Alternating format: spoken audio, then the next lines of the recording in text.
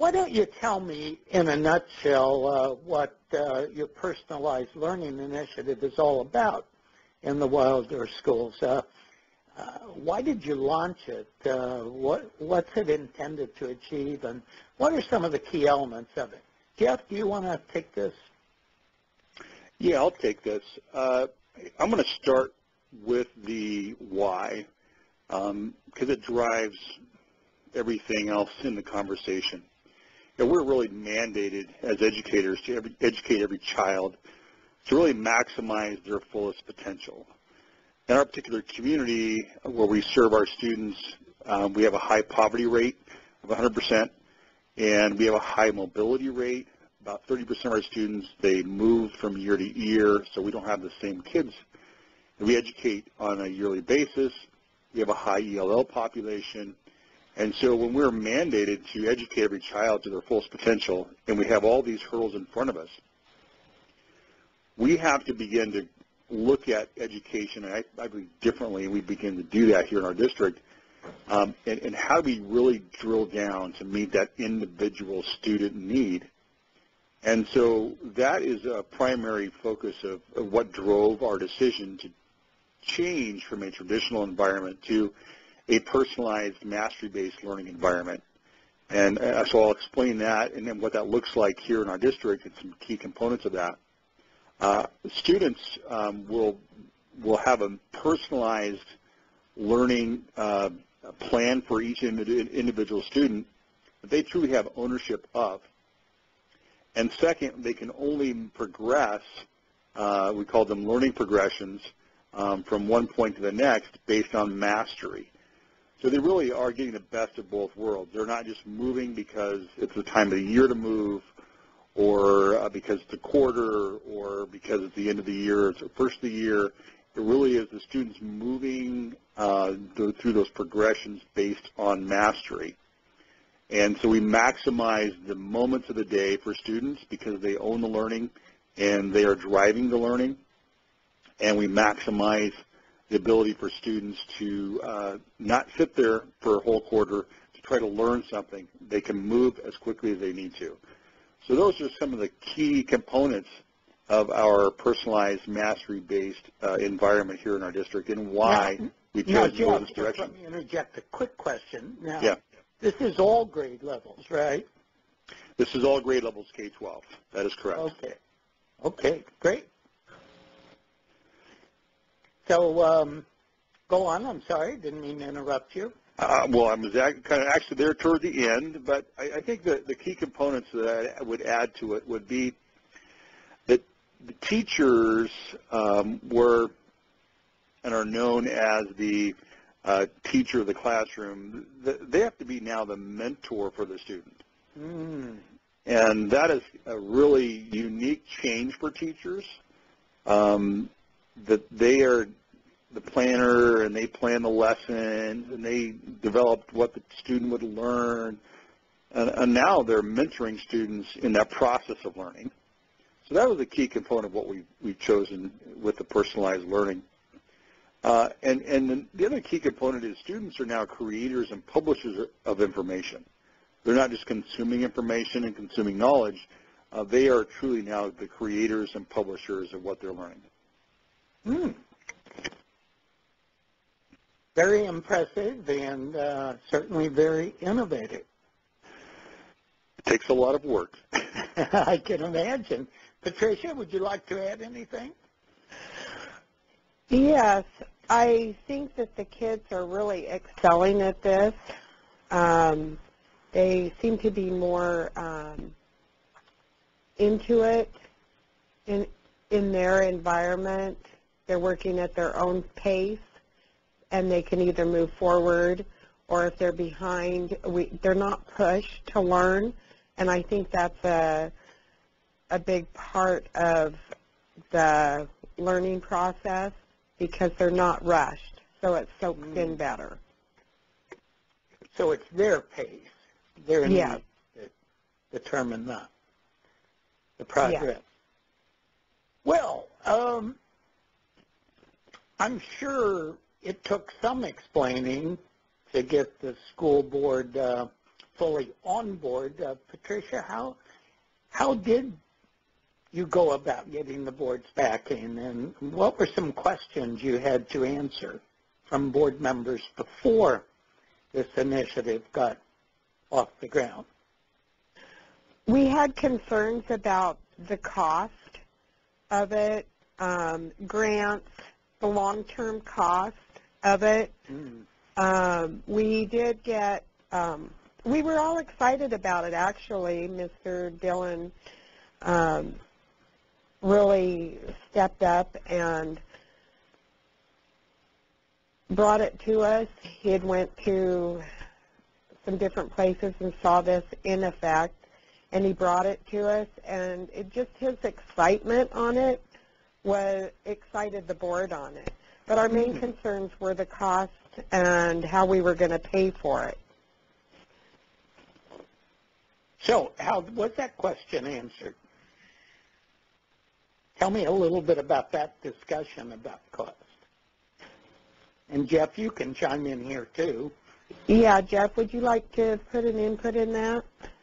Yeah, in our district, of course, the rural districts and in most districts here in our state is, and across the country, funding is an issue. And whenever you bring something in, sometimes no matter how small it is, there seems to be a cost attached to it some way, whether it's the product that costs or it's the personnel training that costs. And we're very fortunate here in the state of Idaho that the state offered some money for schools to write a grant for what they termed as mastery education.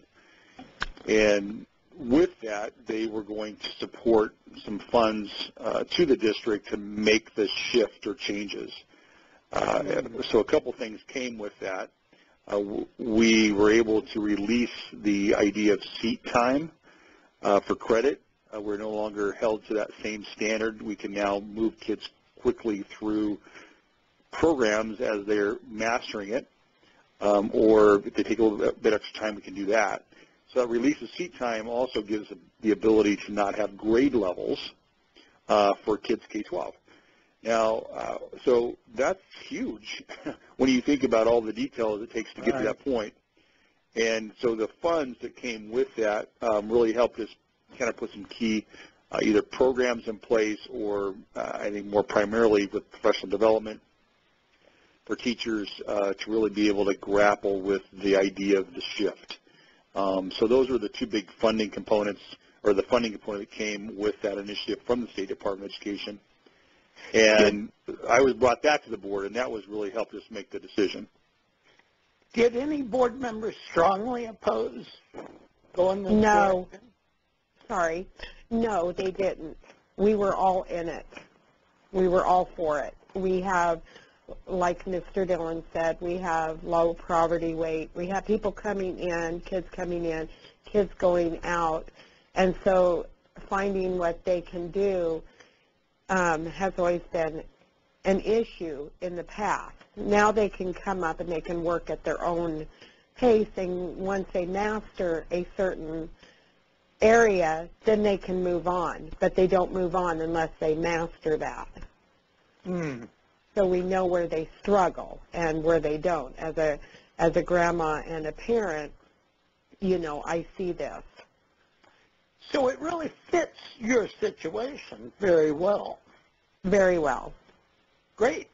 I was thinking as you were talking, I taught ancient history at the secondary level in another life years ago. And I walked into the room with a well-prepared lecture, and we had some discussion, but basically I talked, they wrote notes, we had examinations. I felt pretty comfortable with that, and even though that was several years ago, I'm sure that describes education more recently. So this must have been pretty challenging to your faculty members.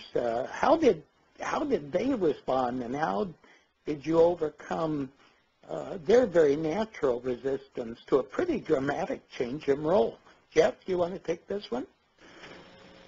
Yes, I can take this one. I think as administrators, when we bring some new initiative in, whether we're trying to drive that or it's coming from an outside source, the state or the federal guidelines, where there's some type of change, getting your faculty members on board to participate is vital to the success of what you're trying to accomplish. I really have valued our staff here in our district, and I've listened to them through the courses of my time here serving the district. With that, I'm able to bring changes, I think, an easier capacity because I do listen to my staff. I hear their concerns. I try to address their concerns. There's a trust level there between staff and administration that we are on the same page trying to make a difference for students. And when we have that trust level and that same culture within our district that permeates what we say and do, when I came to them with this initiative and this idea, I put front and center, a student's picture. And I say, this student needs you to hear what I have to say today. And so when I talk about this initiative, think about that one student. Think about that one student you have in your mind. Think about that one student in your classroom. And by utilizing that approach, teachers kind of pushed aside all the well, we can't and we don't want to do this, and they start focusing on the purpose of why we're here. When we start doing that, the teachers kind of the light bulbs begin to come on, and they say, oh wow, that's interesting. What would that look like? And we started talking about what that would look like. And the board was very, very supportive with this initiative early on and allowed us to be able to pilot some opportunities in the spring of last year to kind of see, let's try this out a little bit, see what's happening. And boom, little spark. You fan the, spark a little bit, pretty soon it's a flame, and you fan the flame, and watch out, it's a roaring fire. So that's what's happening. That's how we're able to get the faculty on board. It was really a level of trust within our district and a culture of success for students that really drove the personalized learning here. It sounds like you're really a hands-on superintendent, Jeff. So implementation is moving forward right now. How's it gone thus far? And what kinds of challenges, problems have you had to work through as you've implemented this new personalized approach to learning? Patricia, you want to kick off on this one? Oh, as with any new things that we have going on, we have our spring forwards and our spring backs on it. We have our problems, but we haven't had anything really extensive that we just couldn't work out. It's all new, and the children are excited. They feel what kind of problems? What kinds of problems have you had to work through? Mr. Dillon, would you like to go ahead and address that? Yes, I can address that. It's interesting. It comes back to the key component, and that is the teacher moving from a teacher mindset to a mentor mindset has been our biggest challenge. And one of the things that we've tried to frame this idea of what that means to mentor students and for them to be the owners of learning, we've used the example several times in conversations about, who's driving the car. You think back when, your kids were learning to drive, and, of course, we as adults were hesitant to teach our kids how to drive, maybe. And, but when we drive our kids around, as they were growing up, we were in control of where they went, how long they were there, how short the stay would be if we took a pit stop, if we needed to stop for gas. We were in charge of that as a parent. And when we took the student in and they began to learn how to drive, they became very excited about going someplace. And so when your child was learning to drive, They were always asking, can I drive? Can I drive? Can I drive? No matter where you were going, they wanted to drive because there was an excitement about being in charge of going from point A to point B, and you were responsible for that. So as we take on a personalized learning initiative, and we begin to hand over the ownership of basically the keys to the car for kids, we're seeing that same excitement take place. They want to drive. They want to learn, and they are taking that. So the shift and the challenge has really been for teachers to go, it's not me anymore. I'm not the one in charge of every moment of learning in the classroom. I've got to allow that kid to learn and to expand their knowledge base, have some bumps in the road, have a flat tire now and then, learn how to fix the flat tire and get back on the road. So we've used that analogy quite often for our teachers, but it really has been hard because I know that sometimes parents, when their kids are learning how to drive, they didn't want their kids driving if they were in the car. But in this case, our kids are having a great time. But our teachers really are grappling with this idea of handing that learning over and trusting the student to drive that learning. And that's been our biggest challenge. And I will add one more thing in here on that is that we've allowed teachers to have mulligans. So if we have any golf fans out there, and we know what a mulligan is. You step up to the ball and you swing, and it doesn't go where you want it to, and you get another shot. It's a freebie, you know. That shot doesn't count against me. So our teachers are teaching now with personalized learning with this idea of mulligans. They're going to have to try some new things. They're going to try some different things, and some things are not going to work well. And they have the freedom to say, that didn't work. And you know what? The administration is not going to beat them up for it.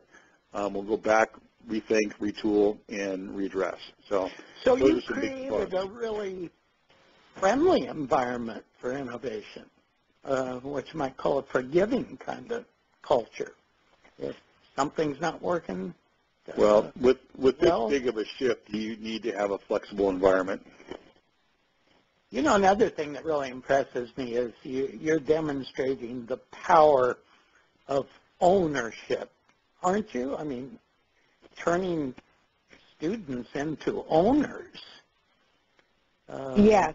of their own process, I'm sure has a very liberating kind of feel for students once they get used to it. Is that right? And Patricia, I'd like to add, have you kind of talk for a moment as a grandparent, kind of some experiences you've seen in your grandkids because they're in this environment, kind of what you've seen, you know, and on the home because this changed. So maybe you could share a little bit about what you've seen. Yes, it's exciting when the kids come home and they are excited about what they've learned, and you don't have to ask them. My grandkids come in because they live with me, and they come in and they say, Grandma, Grandma, or Mama, Mama, guess what we learned today? And they're excited about this because they're in control. They're in control of their own education right now. And so they are driving that. You know, they're the driving force. But I don't have to ask them, hey, what'd you learn in school today? You know, they come home and they tell me what they're learning or what they have developed. My granddaughter is in 5th grade, and they're learning how to make videos and stuff of learning and different things and targeted points. And they'll tell me about this, and it's exciting to learn. And it's exciting that they're always excited for their education now, not just me, well, what'd you do today? What could you done better? They tell me what they could have done better without me even asking. So it is exciting. That is a change, to be sure. I'm feeling, as I listen to the two of you, a little bit envious that I'm not a student now because my experience could have been more different growing up. Your students are very fortunate. I assume from what you've been saying, you've faced no major glitches during the implementation process? They've all been fairly minor and easily worked out, is that right? Or have there been any biggies? I would have to add that we haven't had any biggie issues. We've had a very flexible approach to implementation.